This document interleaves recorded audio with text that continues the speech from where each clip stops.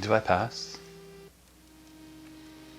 It's a question that I've asked myself a lot over the years. It's a question that held me back in the closet for a lot of years as well, just that fear of not passing. I see it online a lot. People posting pictures of themselves early in transition or in secret. Do I pass? As I approach my third year of transition, I find that I'm more and more put off by these posts or these comments or even these thoughts in myself of, do I pass? And I've been gradually moving towards this place of passing is bullshit. In this video, I'm going to talk about how I came to that realization and how it might help you if you're in the closet thinking of transitioning and it's holding you back, or you're early on in your transition and it's a source of anxiety for you. If that sounds like something you'd be interested in, stick around and let's get at it.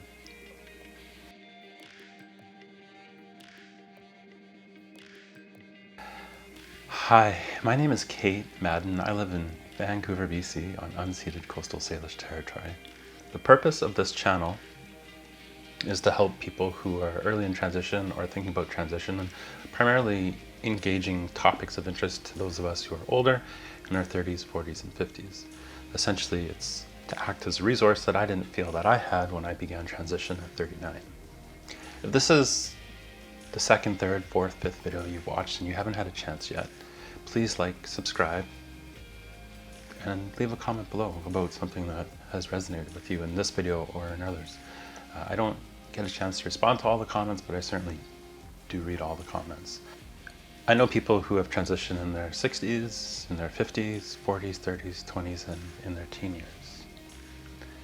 There is no good time to transition, and I've made that point in other videos. And I think one of the things that really held me back over the years was just that constant worry of, do I pass? I think the reason that passing held me back for so long was because really I wanted that. I wanted to appear cis. I wanted to look as feminine as possible. And as I began transition, someone who was close to me at the time would often ask me, who do you want to be? What do you want to look like? And my typical response was, well, I want to look like you. And this person was gorgeous. And I've been in the closet all my life, essentially. And as a teenager, going online to the different websites that were around in the mid to late 90s, it seemed like the goal was really, for a trans woman, was to look age appropriate in gold lame and to eventually go stealth, or to have secret weekends away at conventions or with friends as executive cross-dressers or what have you. And even the gender clinic at the time was heavily influenced by different ways of thinking out there, and the local gender clinic required you to come in presenting female at the time to assess whether or not you could start hormones. And sounds a lot like what is going on in the UK with the NHS right now.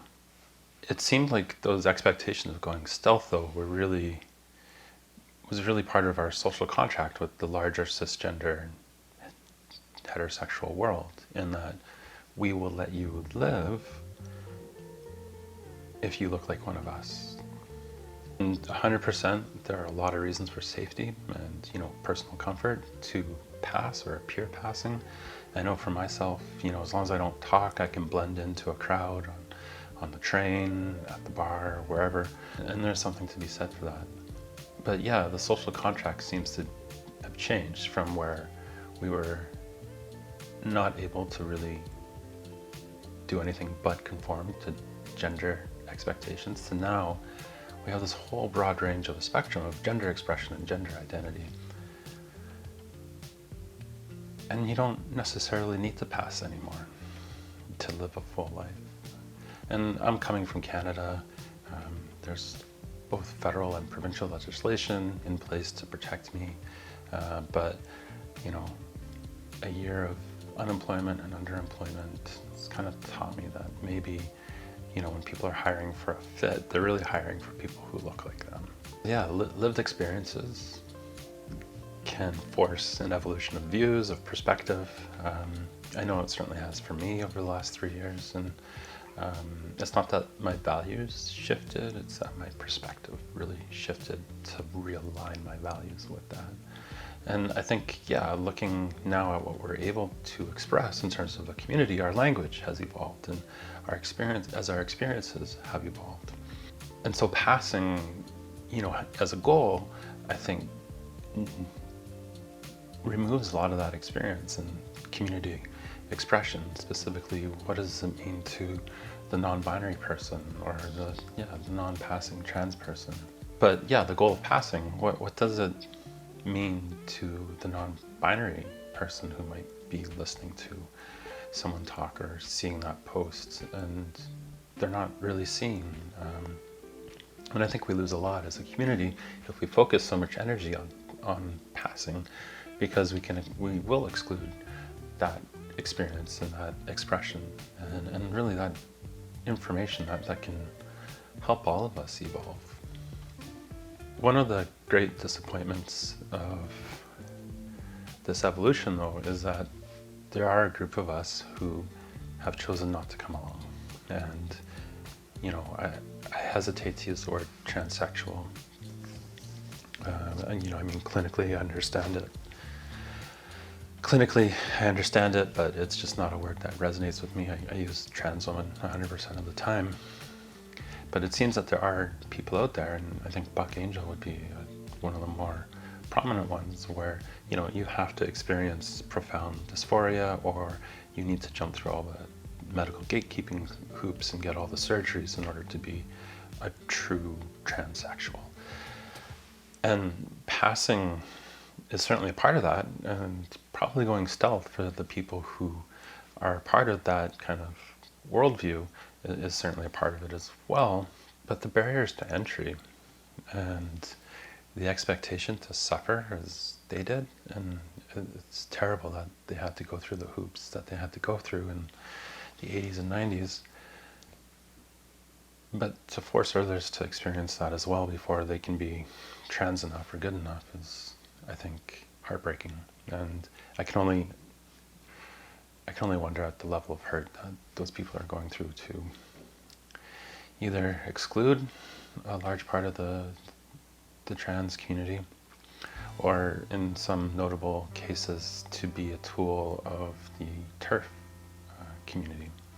And so this person who I used to talk to about transition way back when, who I was close with,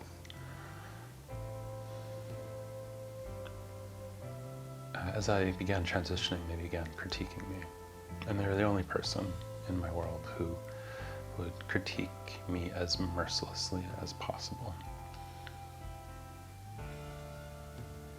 In a lot of ways, it was a reflection of their own experiences growing up as a marginalized person in a small community. I can only think that. But that internalized misogyny that they had, that they were communicating and projecting onto me, along with the healthy dose of homophobia and transphobia, I realized that it was really just to keep me subservient in the same way that they had been made to be subservient. And I think that the patriarchy is like that, is that you can trade independence or freedom of thought or expression for comfort or for security. And the proximity to privilege is something that a lot of people use to keep themselves warm at night. I realized in my dealing with this person that being trans is revolutionary, and it is radical, and we are a threat to a lot that people in Western white society hold dear, and we're turning it on its ear. And so yeah, they want us to be quiet because we are that threat. And I think the whole idea of trans liberation is a way for us to resist assimilation. Because really, passing or assimilating into the wider cis-gender world It's about centering the cisgender experience and the cisgender level of comfort, centering that and making that more important than our own experiences or our own comfort. And that, at its heart, is what makes, I feel, that goal of passing, that constant questioning of passing, it just helps increase internalized transphobia in all of us. So I don't pass, and I'm happy with that. I love who I am now physically, and it's an awesome feeling. And I hope if you're watching this and wondering if you'll ever get there, that you will get there. It does get better, I promise. I went to an all-boys boarding school run by Benedictine monks for high school. And we were forced to take Latin classes. And no, I'm not going to break out the Latin, although we used to say a poem that Latin is a language as dead can be. First it killed the Romans, and now it's killing me. And yes, I can decline verbs and all that. But I was thinking about the word trans and its Latin roots. And yeah, it means to go across, and so, transportation and transborder and transformation and all that. But it also means to go beyond.